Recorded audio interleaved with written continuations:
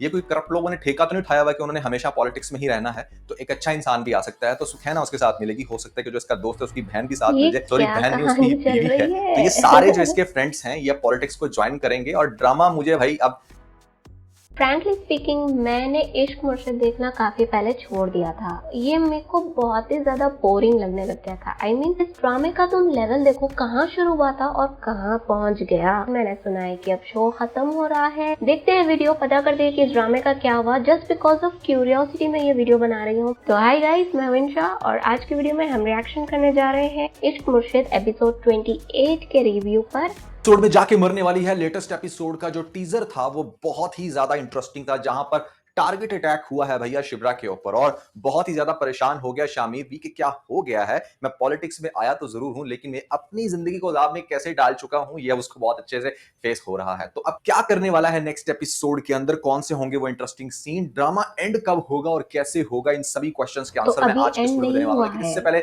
आप लोगों को बताना चाहूंगा कि भैया this is going to be the last है कि मेरे बीवी बच्चों को छोड़ दो या मुझे मार दो, क्योंकि उसका कहने का मतलब है अगर तुम नहीं छोड़ोगे तो शायद मैं तुम्हें मार दूं। तो एक बड़ी अच्छी टेक्निक होती है कि अगर आपका मालिक जो है ना वो हद से आगे बढ़ जाए, तो यहाँ पर डेफिनेटली दाऊद उसके बीवी बच्चों को तो छोड़ देगा, बट अब उसी से अपने लिए कुछ काम करवाने लग रहे हैं। लेटेस्ट एपिसोड में आपने देखा कि जिस तरीके से यहाँ पर सबसे पहले रेस्टोरेंट में एक बंदा आता है, वो तंग करता है और शामिर का जो डाउट है वो बिल्कुल ठीक है। बहुत सारे लोगों को ऐसा लग रहा था कि शायद दाऊद ने ही वो बंदा भेजा और फिर दाऊद ने ही उसको प्रोटेक्ट करवाया। मुझे ऐसा नहीं लगता। जो बातें ये कर चुका है प्रेस कॉन्फ्रेंस में, वहां पर दिखाया गया है कि जो उसके साथ बैठा है इसका वो जो चच्चा है, जो भी अंकल इनका मिनिस्टर, उसको बड़ी तकलीफ हो रही थी कि किस तरीके से अब ये जो चेयरमैन बना है तो हमारी ही गाड़ियां छीनेगा, हमारे से ही मराज छीनेगा। तो वो क्या करेगा कि वो इसके ऊपर अटैक करवाएगा, वो इसको थ्रेट करवाएगा टू रियलाइज हिम कि कितना ज्यादा कमजोर होता है एक बहुत मजबूत पॉलिटिशियन भी।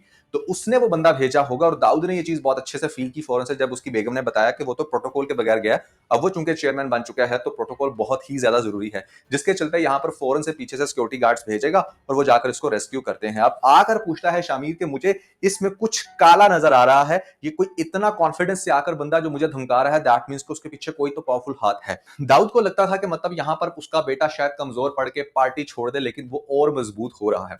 एक इंसान की अपनी भी टीम होती है, कुछ ऐसे लोग जिनके ऊपर वो बहुत ज्यादा ट्रस्ट करता है। तो अब वही आपको नेक्स्ट एपिसोड में दिखाया जा रहा है कि यहाँ पर सबसे पहले वो फजल बख्श को लेके आया। समटाइम जो एक आम इंसान रेडी लगाने वाला भी अगर आपका दोस्त बन जाए, उससे भी आप बहुत अच्छे से फायदा उठा सकते हो, जो आपको इस शामिर कैरेक्टर को उठाते हुए दिखाया गया कि पहले इसने इसी से बहुत कुछ सीख कर, वो खुद भी कहता है फजल बख्श के आज हूर परी तुम्हारे साथ बैठी है, अब इसी की मदद ले रहा है नेक्स्ट उसको अपनी पार्टी में शामिल करके। अच्छा, पार्टी का नाम लेकर जिस तरीके से उसका आगे से कमेंट मिला कि भाई पार्टी में जो लोग हैं वो नशे में धुत होके गिर जाते हैं, उसको ये नहीं पता कि वो बेसिकली उसको अपनी पार्टी यानी कि पॉलिटिक्स के अंदर इन करना चाह रहा है। तो एक तो उसको वो इन करेगा, फिर उसके बाद जाएगा सुखैना के पास, सुखैना को कहेगा कि मैंने तुम्हारी बहुत हेल्प की है, मैंने तुम्हारी शादी करवाई है, now this is the time के अब तुम मेरी हेल्प करो। तो वो कहेगी कि मैं क्या कर सकती हूँ, उसको कहेगा कि तुम पॉलिटिक्स में आओ मेरे साथ। तो वो आगे से कहेगी कि मैं पॉलिटिक्स नहीं ज्वाइन करना चाहती। वो कहेगा क्यों, इसलिए क्योंकि पॉलिटिक्स में बहुत ही करप्ट लोग होते हैं।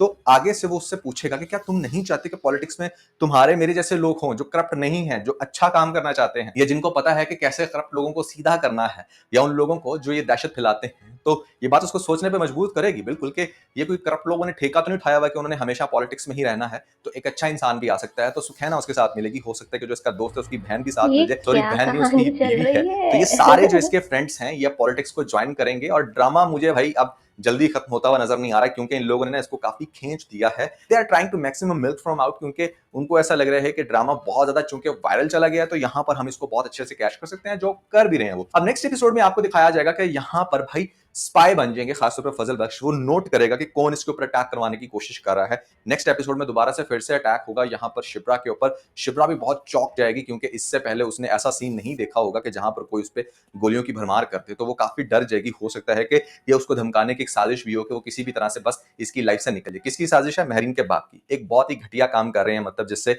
ये फील कराने की कोशिश कर रहे हैं शामिर को कि जैसे उसकी लाइफ तो स्टेबल है ही नहीं जब तक वो महरीन के साथ शादी नहीं कर लेता। तो एक तो पॉइंट हुआ ये। अच्छा, अब नेक्स्ट एपिसोड में जब इसके ऊपर अटैक होगा तो बहुत ही ज्यादा यहाँ पर आपको दिखाया जाएगा कि जो हमारा ये शामिर है ये बहुत बड़े बड़े एक्शन लेगा। सबसे पहले तो जिसने बंदे छोड़े उनसे जब पता लगवाएगा तो ये बात निकल के सामने आएगी कि महरीन का बाप इसके अंदर शामिल है और उसके पीछे उसकी क्या चाल है ये भी शामिर को बहुत अच्छे से क्लियर हो जाएगा। जिसके बाद शामिर डायरेक्टली उसके घर जाएगा और घर जाकर उसको फेस टू फेस कहेगा कि आपने जो भी अटैक करना है, मैं इस टाइम आपके सामने हूं, डायरेक्टली मेरे पे अटैक करें, ये बैक बाइटिंग मत करें, ये जो पीछे से आप वार कर रही हैं ये बुजदिलों का काम है, आपकी क्या डिमांड है, क्या चाहते हैं, खुलकर मुझे बताएं। तो उसका बाप तब कहेगा कि भाई तुमने मेरी बेटी को जिस तरीके से धुतकारा है, तुम्हें क्या लगता है कि मैं तुम्हें इतनी आसानी से छोड़ दूंगा? तुमने मेरी बेटी का घर बर्बाद कर दिया, उसके सपने चकनाचूर कर दिए हैं, तो मैं तुम्हें बिल्कुल भी नहीं छोड़ने वाला। तो आगे से शामिर कहेगा कि मैंने कभी भी तुम्हारी बेटी से ये कमिट नहीं किया था कि मैं उसके साथ शादी करूंगा। शर्त लगाई थी, जो शर्त वो बहुत बुरे तरीके से हार चुकी है। उसको लगता था कि शायद शिब्रा मेरे साथ शादी नहीं करेगी, उसके घर वाले नहीं मानेंगे, जबकि ऐसा कुछ भी नहीं हुआ। When you totally lose your self respect, तो उसकी क्या शक्ल होती है वो अगर आपने देखनी हो तो आपके पास ट्रू एग्जांपल है यहाँ पर महरीन की सूरत में। महरीन और उसका बाप जो है ना वो बस हाथ धोकर भाई पीछे पड़ेंगे शामिर के। अब नेक्स्ट एपिसोड के अंदर और भी बहुत सारी इंटरेस्टिंग सिचुएशन बनेंगे, लेकिन उससे पहले मैं आपको लेटेस्ट एपिसोड की कुछ बोंगियां बताना चाहूंगा। सबसे पहले तो यार we definitely love romance but to some extent. अगर आपको हर टाइम ही सिर्फ ये दिखाने लगे हैं कि हाँ बस यहाँ पर जो शामिर है और शिब्रा है वो दोनों एक दूसरे के साथ लव बर्ड्स की तरह लगे हुए हैं, तो definitely you will feel uncomfortable. Latest episode में भी 2 घंटे हुए नहीं शिब्रा को गए कि यहाँ पर फिर से आ जाता है हमारा शामिर और फिर वही सारा इनका नाटक शुरू हो जाता है। तो that is going to be a bit irritating now.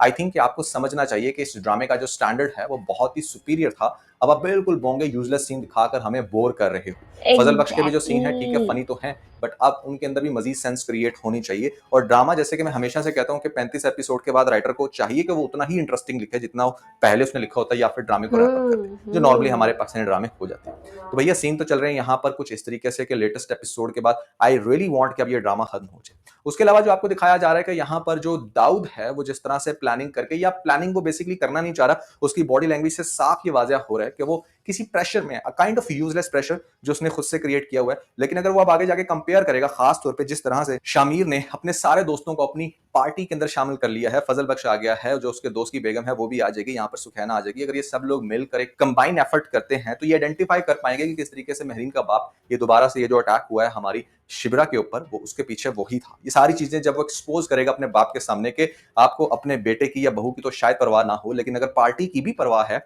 तो यू नीड टू अंडरस्टैंड कि आपको इस तरह के करप्ट लोगों से छुटकारा पाना होगा। अदरवाइज जिस तरह आपने अपनी बेगम को खोया, यानी कि मेरी माँ, वैसे ही आप मुझे भी खो दोगे और फिर अकेले बैठ के चाटते रहना इस पार्टी को, जो कि पार्टी पीपल में जो हमारी परसेप्शन है वो बहुत ही ज्यादा स्पॉइल्ड हो चुकी है। तो मैं उसको रिकवर करने की कोशिश कर रहा हूं और मुझे इसमें आपकी हेल्प चाहिए। अगर घर से ही मेरे लोग मेरे साथ नहीं होंगे तो मैं बाहर कुछ नहीं कर सकता।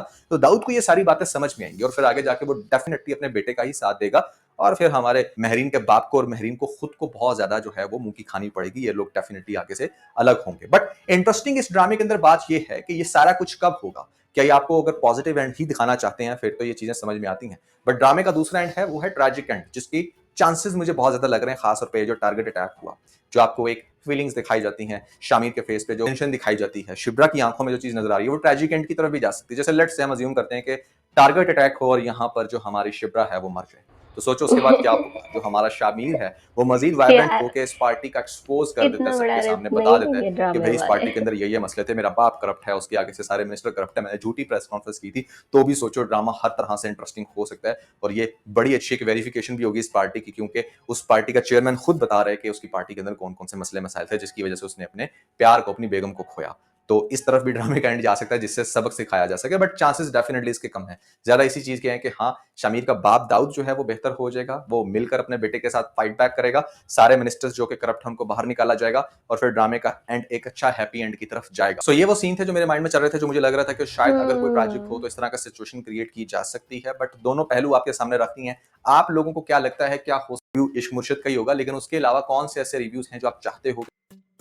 मेरे को बिल्कुल भी समझ नहीं आ रहा है, बिकॉज जहाँ पे मैंने छोड़ा था सुलेमान ने रिजेक्ट कर दिया था उसका रिश्ता, तब उसके बाद में इतनी सारी खिचड़ी पक गई, मेरे को तो पता भी नहीं चला। एंड व्हाई नॉट, लाइक तुम खुद देखो कितना ज्यादा बोरिंग कर दिया है इन लोगों ने ड्रामे को। इस ड्रामे का लेवल ही कुछ और था।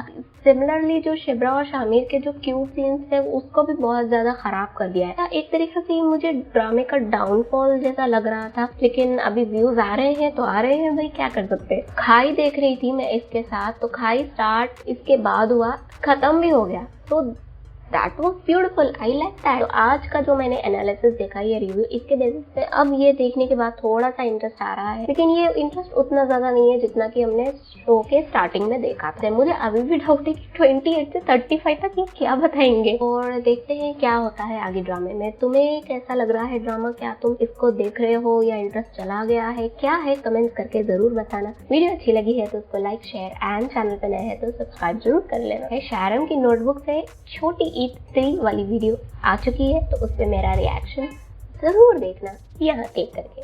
Thanks for watching.